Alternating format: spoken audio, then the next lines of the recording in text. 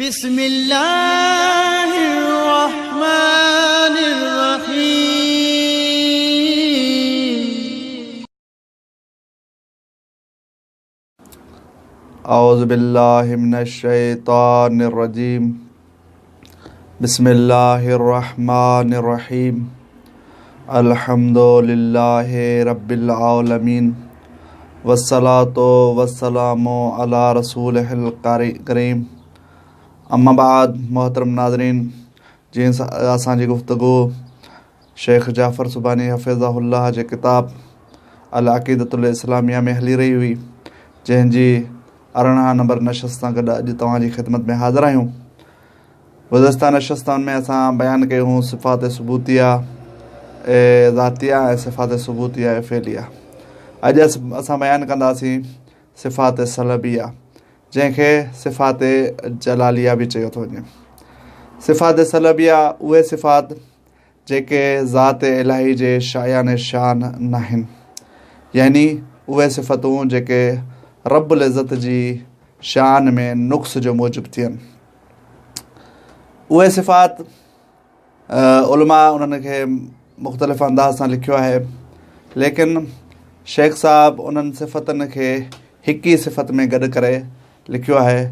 उहो इहो आहे त अल्लाहु ला युरा बिल आइन।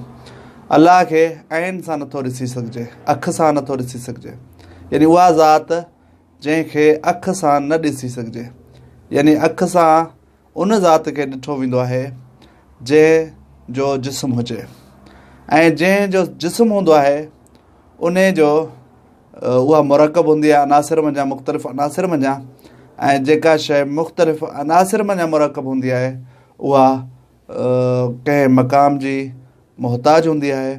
जॾहिं लफ़्ज़ एहतियाज अची थो वञे त अलाह साईं इन एहतियाज खां मुनज़्ज़ह आहे ऐं बाला आहे, बुलंद बाला आहे।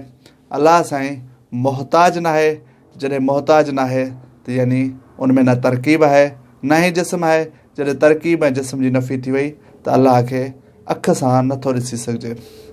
अगरि जे बाज़ मक़ामात ते इन शइ जो ज़िक्र आहे त अलाह खे अख सां ॾिसी सघिजे थो, मसलन उहे उन्हनि जूं तौजीहात आहिनि जंहिंखे सिफ़ात ख़बरिया में असां बयानु कंदासीं, जंहिंजे लाइ अलाह खे न ॾिसण जे लाइ क़ुर में हुकुम इरशाद थी रहियो आहे, लन तरानी या मूसा, ऐं मूसा तूं मूंखे कॾहिं बि न ॾिसी सघंदे, यानी अबदी नफ़ी आहे।